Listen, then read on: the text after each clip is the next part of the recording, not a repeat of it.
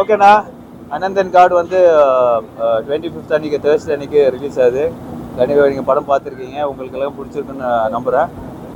Producer Vinoth, Mini studios.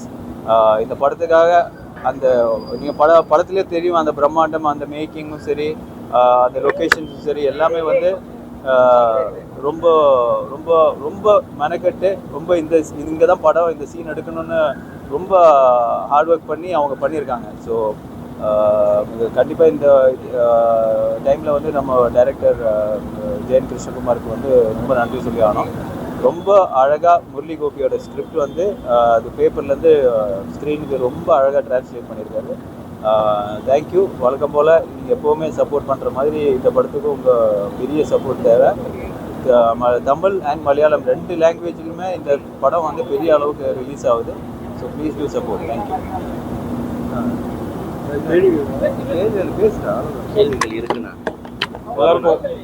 எல்லாருக்கும் வணக்கம்.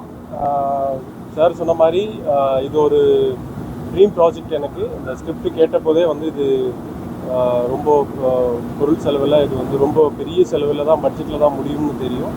So அதுக்கு ஜஸ்டிஃபை பண்ணுற மாதிரி தான் ஒவ்வொரு லொக்கேஷனும் சூஸ் பண்ணி ஷூட் பண்ணியிருக்கிறோம். இது வந்து பீரியட் ஃபிலிம்ங்கிறதுனால நிறைய சிஜி, நிறைய பழைய காலத்தோட செட்ஸு எல்லாமே இன்வால்வ்டு.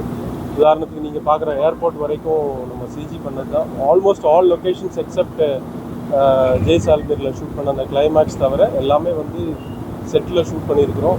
ஸோ எல்லோரும் வழக்கம் போல் எங்களுக்கு சப்போர்ட் பண்ணுவோம்னு நம்புகிறோம். இது ஒரு பெரிய ஒரு பேஷனாக பண்ணியிருக்கிற படம். ஒரு கண்டென்ட் வந்து சூஸ் பண்ணி பண்ணணுன்றதுல எனக்கு ரொம்ப ஆசை. அப்படி தான் இது பண்ணியிருக்கிறோம். எல்லாரோட சப்போர்ட்டும் எதிர்பார்க்குறோம். நன்றி, வணக்கம். சார் இதுக்கு முன்னாடி என்ன பண்ணேன்? கடம்பனா அது ரொம்ப நாள் ஆச்சு. 10 வருஷம் ஆச்சுண்ணா. 10 வருஷத்துக்கு ஒரு வாட்டி பண்ணணும்ல. அப்படி இல்லை, இந்த படம் வந்து ஆக்சுவலாக இவர் தான் அந்த ஸ்கிரிப்ட் கொண்டு வந்தார், Murali Gopi sir script. So அது கேட்டோடனே ரொம்ப ரொம்ப இன்ட்ரெஸ்டிங்காக இருந்தது, ரொம்ப இமோஷனலாக இருந்தது. ஒரு லைஃப் சொல்கிற மாதிரி இருந்தது படமே. நீங்கள் படம் பார்த்து வெளியே வரும்போது ஏதோ ஒரு லைஃப், அந்த பீரியடில் நடந்த ஒரு லைஃப் பார்த்த மாதிரி ஒரு ஃபீலிங் வரும். ஸோ அதுதான் எனக்கு ஸ்ட்ரைக் ஆயிடுச்சு.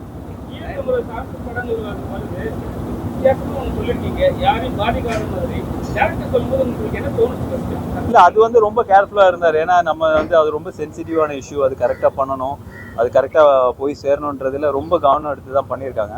ஸோ அதோட ரிசல்ட் தான் இது.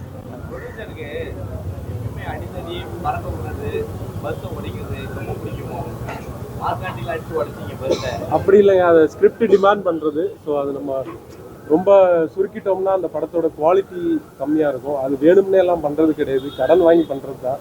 தப்பாக எடுத்துக்காதீங்க. கடன் வாங்கி தான் பஸ் படத்துக்கு தேவையானது நம்ம பண்ணோம் இல்லையா, அதுக்காக.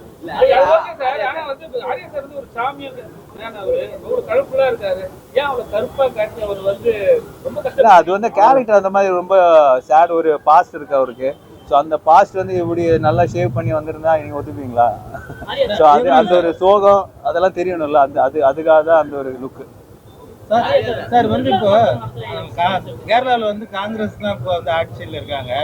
காங்கிரஸ் வந்து ஏதோ சுத்தரிச்சு காட்டியிருக்க மாதிரி இந்த படத்தில் நம்ம காங்கிரஸ் எல்லாம் நம்ம எதுவுமே காட்டல. இப்போ ஒரு கிரியேட்டிவிட்டி அப்படின் போது அதில் ஒரு சமூகத்தில் சார்ந்தவங்களோ இல்லை ஒரு ஜாதி பேரோ அப்படின்றது வந்தால் தான் அது பிரச்சனை. நம்ம வந்து கண்டிப்பாக அதை வந்து அப்படி காட்டல. நம்ம ஒரு கட்சின்ற மாதிரி தான் காட்டியிருக்கிறோமே தவிர அதை நம்ம அப்படி வெளிப்படையாக அவங்க காட்டல.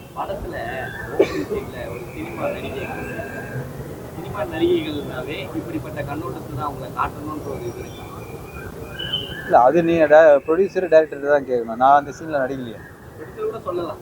எதுங்க? சாரி, ஒரே ஒரு பொண்ணால தான் நகருது படமே. ஓகே, அவங்கள காட்டும் போதே சினிமா நடிகை அப்படின்னு காட்டுறாங்க. ஓகே, வந்து சிஎம் ஆகும் போதே சினிமாக்கார நாடகம் நடத்துறான் அப்படின்ற மாதிரி போச்சு. ஓகே, சினிமாக்காரங்கன்னா இப்படிதான் இருப்பாங்கன்ற ஒரு அப்படியெல்லாம் இல்லை சார். அதுல சினிமாக்காரர் கிடையாது. அவர் ஒரு வயசானவர். இது ஒரு ஃபிக்ஷன் தானே சார். அதுல வந்து நீங்க வந்து அப்படி ஒவ்வொன்றுத்துக்கும் குறை கண்டுபிடிக்க முடிஞ்சா நம்ம எதுவுமே சினிமாவே பண்ண முடியாது. இப்போ நீங்க போலீஸை வந்து தப்பா காட்டுறோம் நிறைய படங்கள்ல, அதுக்காக எல்லா போலீஸ்காரங்களும் தப்பானவங்க கிடையாது. அதனால அது ஒரு கதாபாத்திரம் சார், அவ்வளவுதான். என்னன்னா எங்க போராளிகள், நம்ம போராளிகள் எல்லாருமே வந்து மண்ணுக்காக சண்டை போட்டாங்க. ஆனா அந்த காலத்துல இருந்து மண்ணுக்கும் பொண்ணுக்கும் தான் சண்டை போடுறாங்க. இந்த படம் வந்து பெண்ணுக்காக சண்டை போடுறாங்களா? நீங்க போராடி இல்ல பொண்ணு தானே அது அப்படி இல்லையே, இந்த கதையே போகுது. அவங்க ஒரு கெஸ்ட் ரூம்ல அது ஒரு 10 நிமிஷத்துக்கு அப்புறம் வெளியே போயிருக்காருன்னு நினைக்கிறேன். நீங்க அதுக்கப்புறம் கிளைமேக்ஸ் வந்துருக்கீங்கன்னு நினைக்கிறேன். இல்ல ஸ்டார்டிங் நான் ரிவீல் பண்ணவே அவங்க இருக்கிறதே 2-3 சீன் தான் சார். அவங்க அதுல ஒரு செக்மெண்டா வராங்க, செக்மெண்டா வெளியில போயிடுறாங்க. கண்டிப்பா நிறைய கட்டு கொடுத்துருக்காங்க.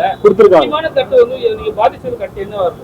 அப்படி அது வேணாம் சார், சொல்ல முடியாது. கட்டுன்னு கொடுக்கல. அவங்க சொல்லும் போது இந்த படம் வந்து நீங்க ரிலீஸ் பண்ணனா ஏ சர்டிபிகேட் அப்படின்னு சொல்லிதான் அவங்க கட்டு ரொம்ப பெரிய கட்டெல்லாம் அவங்க கொடுக்கல. கட்ஸ் இருந்திருக்கு, அது மினிமலா இருந்தது. ஆரியானா தமிழ் சினிமாவிலே இது வரைக்கும் மிகப்பெரிய தலைவர் துணிச்சலா வந்து தலைவர் பிரபாகரன் வர காட்சிய தைரியமா வச்சிருக்கிறாரு. அதுக்காக ஏதாவது வந்து நம்ம தமிழ் சினிமாவில் உள்ள இல்ல சென்சர் படம் ஒன்றும் சொல்லல. ஏன்னா அது எங்களுக்குள்ள ஒரு பெரிய டிபேட் என்னன்னா யாரு அந்த கேரக்டர் பிளே பண்றதுன்றது வந்து ரொம்ப முக்கியமா இருந்தது. ஸோ யாரு போட்டாலும் கம்மியா தான் இருந்தது. அவரோட ஸ்டேச்சருக்கும் அவரோட இதுக்கும் வந்து யார் போட்டாலும் கம்மியா இருக்கும். ஸோ அது வந்து நாங்கள் அவுட் ஆஃப் ஃபோக்கஸ்லயே காமிச்சிருக்கோம். ஸோ அதுதான் நம்ம பண்ண கொஞ்சம் ஒரு பிரில்லியண்டான ஒரு விஷயம். ஏன்னா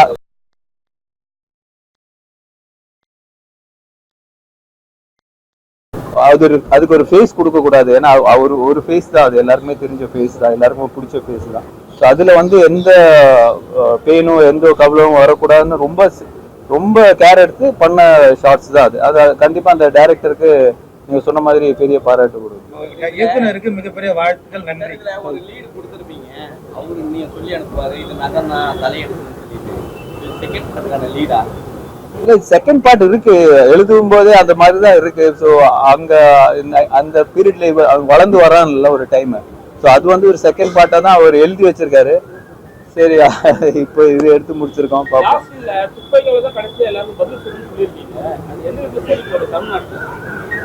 தமிழ்நாட்டுல இல்லைங்க, அது அது எப்படி எழுதப்பட்டிருக்கு அப்படின்றது. துப்பாக்கியால தான் நிறைய விஷயங்கள் வந்து நடந்திருக்கு. நம்ம பாஸ்ட தான் சொல்லியிருக்கிறோம், நடந்து முடிஞ்ச ஒரு விஷயத்தை தான் நம்ம சொல்லியிருக்கிறோம் இல்லையா. அதுல ஒரு செக்மெண்ட் எடுத்துதான் 90s நடக்கிற கதை தான் இது.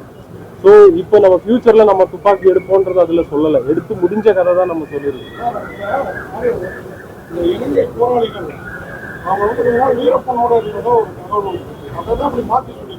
இல்ல நான் அந்த அளவுக்கு எனக்கு நாலேஜ் இல்லையாண்ணா. இல்ல அது கிடையாது. ஸோ நான் அவர் முரளி கோபி என்ன மீன் பண்ணி எழுதியிருக்காருன்னா அந்த டைம்ல அவர் கேட்ட விஷயங்கள் அவர் அந்த ஊர்ல தான் இருந்திருக்கிறாரு. ஸோ மற்றவங்க சொல்லி தெரிஞ்ச விஷயங்கள் அது வச்சு ஒரு ஃபிக்ஷனா ஒரு கதை எழுதியிருக்காரு. அது இதெல்லாம் வந்து உண்மையானு கேட்டோன்னா கண்டிப்பா கிடையாது. ஸோ இதெல்லாம் வந்து அவர் ஒரு ஊழிச்சா வந்து ஒரு உண்மை அந்த மாதிரி தான் எழுதியிருக்கு.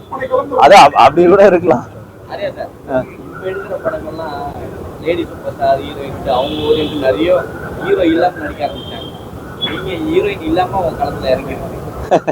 இந்த கதைக்கு தேவைப்பட்டது இல்ல அந்த அவர் என்ன சொல்ற ஹீரோயின் இந்த படத்துல எனக்கு பேரா யாருமே கிடையாது. நீங்க சொன்னது கரெக்ட் தான். சரி சில படங்கள் அப்படி அமைய இப்ப கைதி படம் எல்லாம் அப்படிதான் அமைஞ்சது. ஸோ அது மாதிரிதான் இந்த படம். அடுத்த படத்துல ஏகப்பட்ட ஹீரோயின் காம்பன்சேட் பண்ணி கேட்கும் போதே ஜாலியா இருங்க. கரெக்டா கேளுங்க, ஹீரோயின்ஸே கரெக்டா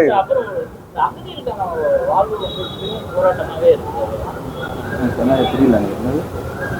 இலங்கையதிகளுக்கான அவங்க ஈழத்தமிழரோட இது வந்து இப்போ ஒரு போராட்டமாக இருக்கு சார். அது ஒரு பெரிய அரசியல் சார். அதை பத்தின படம் நம்ம பண்ணும்போது தான் அதை பத்தி சொல்ல முடியும். இது அதை பத்தின படம் கிடையாது.